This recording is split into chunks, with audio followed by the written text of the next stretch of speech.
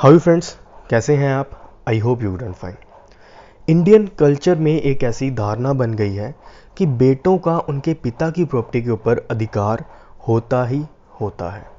आज की वीडियो में मैं यही बात डिस्कस करने वाला हूं आपसे कि किन कंडीशन में, किन सर्कमस्टांसिस में एक बेटे का अधिकार उसके पिता की प्रॉपर्टी के ऊपर बन जाता है और किस कंडीशंस में एक बेटे का अधिकार उसकी पिता की प्रॉपर्टी के ऊपर नहीं रहता। अगर आप हमारे चैनल पर नए हैं, अभी तक सब्सक्राइब नहीं करा, सो प्लीज़ सब्सक्राइब करें ताकि जब भी मैं कोई वीडियो लेकर आऊँ आपके पास उसकी नोटिफिकेशन आए, उसको देख सको। और साथ में आपने हमारे चैनल को सपोर्ट करना है ज्वाइन बटन में क्लिक करके हमारी मेंबरशिप लेकर। चलिए स्टार्ट करते हैं आज की वीडियो बिना किसी देरी से।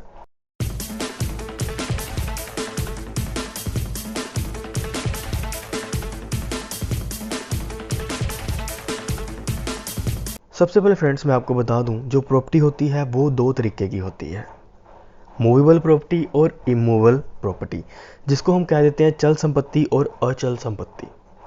चल संपत्ति में आपकी गाड़ी आ जाएगी, आपका बाइक आ जाएगा, और जो भी एक जगह से दूसरी जगह हम लेकर जा सकते हैं प्रॉपर्टी, वो मूवेबल प्रॉपर्टी में आएगी। और इमूवेबल प्रॉपर्टी में वो आएगी, आपका घर हो गया, आपकी ज़मीन हो गई, आपकी कोई एग्रीकल्चर लैंड हो गई, ये सारी इमूवेबल प्रॉपर्टी में आती है। अगर हम बात करें पार्टीशन की, यानी कि बंटवारे की, तब इस कंडीशन में पार्टीशन के टाइम हम देखते हैं उस प्रॉपर्टी का नेचर क्या है।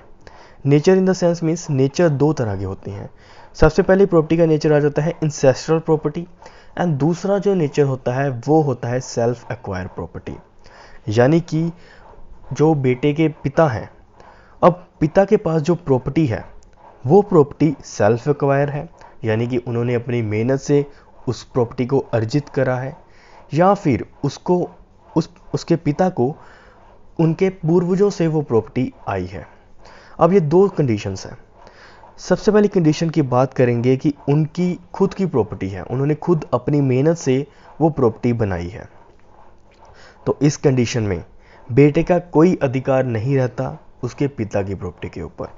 ये बात ध्यान रखने वाली है, क्योंकि कई बार क्या होता है, कई बार बेटे जो होते हैं उनको वो ये सोचते हैं कि जो मेरे पिता के पास प्रॉपर्टी है उस प्रॉपर्टी में से मैं जब मर्जी हिस्सा मांग सकता हूँ।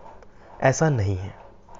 अगर प्रॉपर्टी आपके पिता ने अपनी मेहनत से बनाई है तो उस प्रॉपर्टी में से आप अपने पिता से हिस्सा नहीं मांग सकते, उनसे हिस्सा नहीं ले सकते। उनकी मर्जी है, उन्होंने आपको प्रॉपर्टी देनी है, कितनी देनी है, आधी देनी है, पूरी देनी है, या फिर उन्होंने वो प्रॉपर्टी किसी और को देनी है।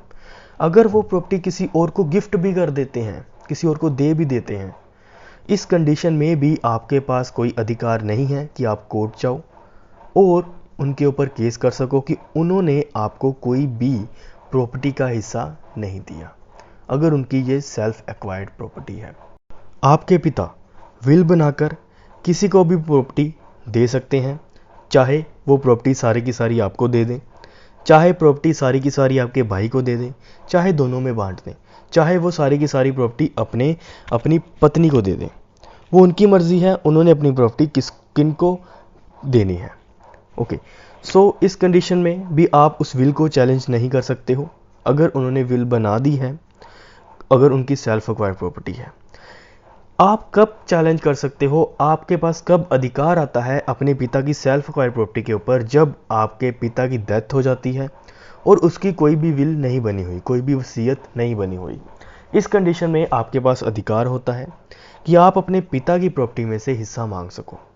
अब आपके जितने भी भाई बहन होंगे उन सभी में बराबर प्रॉपर्टी डिवाइड हो जाएगी, अगर आपके पिता की प्रॉपर्टी जो है वो सेल्फ एक्वायर है और उन्होंने विल नहीं बनाई हुई।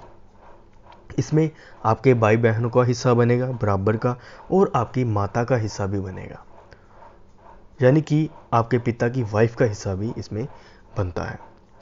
अब बात करते हैं इंसेस्ट्रल प्रॉपर्टी की। इंसेस्ट्रल प्रॉपर्टी में एक बेटे का अधिकार होता है या नहीं होता?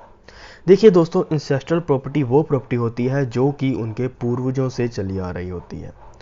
पूर्वजों से कैसे, मतलब कि यानी कि जो परदादा जी हैं, परदादा जी अपने पड़पोते को प्रॉपर्टी कोई दे रहे हैं, यानी कि परदादा जी की प्रॉपर्टी उनके पोते को मिल रही है, तो ये हम कहेंगे इंसेस्टल प्रॉपर्टी।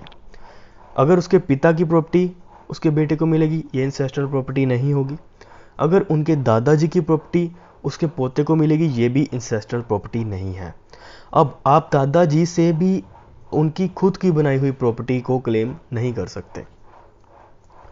आपके पास कोई अधिकार नहीं है आप अपने दादाजी से भी हिस्सा मांगो, कोई अधिकार नहीं है। अगर उनकी सेल्फ एक्वायर्ड प्रॉपर्टी है, वो भी जिसको मर्जी गिफ्ट करें। हाँ, आपके परदादा जी की कोई प्रॉपर्टी है, उसमें आपका हिस्सा बनता है आपके परदादा जी की प्रॉपर्टी के ऊपर। फॉर एग्जाम्पल, आपके परदादा जी ने कोई घर जो है आपके दादाजी को दिया, आपके दादाजी ने वही घर आपके पिता को दे दिया। अब इस कंडीशन में जो घर आपके परदादा जी से होता हुआ आपके पिता के पास आया है, उस घर में आपका हिस्सा बनता है और आप उस घर में जो है अपना हिस्सा क्लेम कर सकते हो। सो ये थी एक बेटे का अधिकार उसके पिता की प्रॉपर्टी के ऊपर। मैंने आपको बहुत अच्छे से समझाने की कोशिश करी है कि किन किन प्रॉपर्टीज़ में क्या क्या आपका अधिकार बनता है।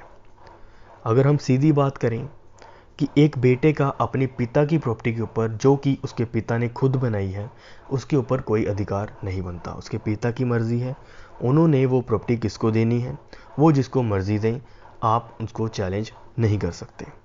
अगर आपका कोई भी और पर्सनल डाउट है जो कि आप मुझसे पूछना चाहते हो, आप मुझसे पूछ सकते हो हमारी मेंबरशिप लेकर, हमें सपोर्ट करके। मैं आपके कमेंट्स का रिप्लाई ज़रूर करूँगा। अगर आप हमारे चैनल पर नए हैं, सब्सक्राइब नहीं करा, तो प्लीज़ सब्सक्राइब कर दें और इस वीडियो को आगे शेयर ज़रूर करिएगा। लीगल एजुकेशन और नॉलेज लेने के लिए हमारे चैनल को सब्सक्राइब ज़रूर करें, ताकि जब भी मैं कोई वीडियो लेकर आऊँ आपके पास उसकी नोटिफिकेशन आ जाए और आप उस वीडियो को देख सकें।